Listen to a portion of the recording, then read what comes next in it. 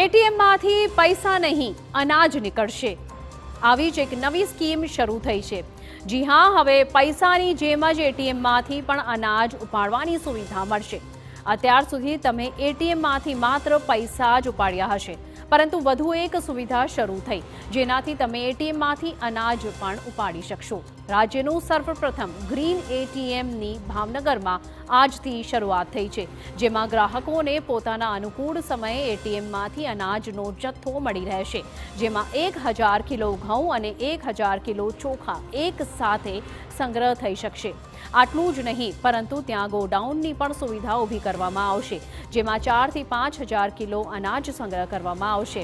અને આ એટીએમમાંથી રાજ્યના કોઈ પણ રાશન કાર્ડ કે જેમને અનાજનો જથ્થો મળવા પાત્ર છે તે અનાજ લઈ શકશે। અનાજ એટીએમથી સરકારી અનાજ સગેવગે કરવાની ઘટના પર પણ હવે બ્રેક લાગશે। આ એટીએમથી લોકોને ગમે તે સમયે પોતાના સમયે એમને આ અનાજ મળવાનું છે। પહેલાં એમને દાળી પાડી અને રેશન લેવા માટે જવું પડતું હતું।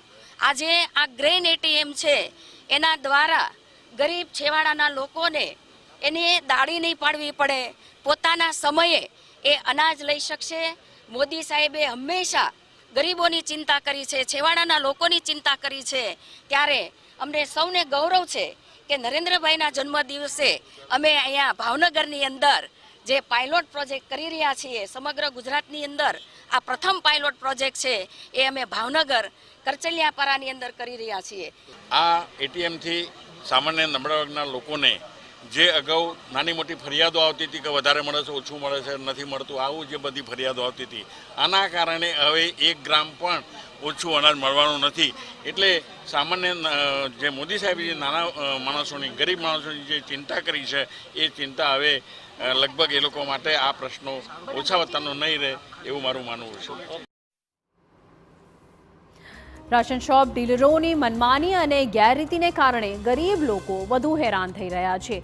તેના ઉકેલ રૂપ સરકાર દ્વારા બેંકના એટીએમ જેમ અનાજનું પણ એટીએમ શરૂ કરવાનું વિચાર્યું હતું, અને ખાસ કરીને ઓડિશામાં આ પ્રકારનું એટીએમ છે, પરંતુ તે મશીનમાં ઓછો જથ્થો સંગ્રહ થઈ શકતો હોવાને કારણે લોકો તેનો પૂરતો ઉપયોગ કરી શકતા ન હતા, જેથી વધુ જથ્થો સંગ્રહ થઈ શકે અને વધુમાં વધુ લોકો આનો લાભ લઈ શકે તે માટે અનાજ વિતરણના કેન્દ્રીય રાજ્યમંત્રી નીમુબેન બાંભણિયા પોતાના મત વિસ્તારમાં ગુજરાતનું પ્રથમ ગ્રીન એટીએમ ભાવનગરમાં શરૂ કરવાનો ઇનિશિયેટિવ તેમને લીધો છે અને આ પ્રસ્તાવ મૂક્યો હતો, અને ભાવનગર શહેરના આર્થિક અને સામાજિક રીતે પછાત વિસ્તાર કરચલિયાપરામાં શરૂ કરવાનો નિર્ણય લેવાયો છે।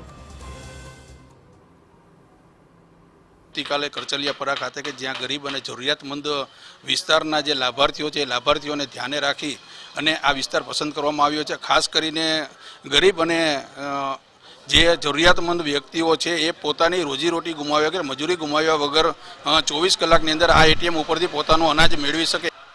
આ સરકારનું જે અન્નપૂર્ણા એટીએમ જે મૂકવામાં આવ્યું છે એનાથી અમને ફૂલ રાહત થવાની છે, અને વગર લાઈને ઊભું રીધા વગર અમને અનાજનું વિતરણ મળવાનું છે 24 કલાક। જ્યારે અમારે એમ થાય કે ભાઈ અમારે અનાજ લેવું છે, ત્યારે અમને અનાજ કોઈ પણ લાઇનમાં ઊભા રહ્યા વગર અમને અનાજ મળવાનું છે, અને અમારે રોજીરોટી પાડવાની કાંઈ જરૂર છે નહીં। અને આ સરકારનું ફૂલ કામ સારું કહેવાય કે અમારા મધ્યમ વર્ગ માણસને જ્યારે જરૂર પડે ત્યારે અમે આ એટીએમમાંથી અમારું અનાજ લઈ શકીએ છીએ।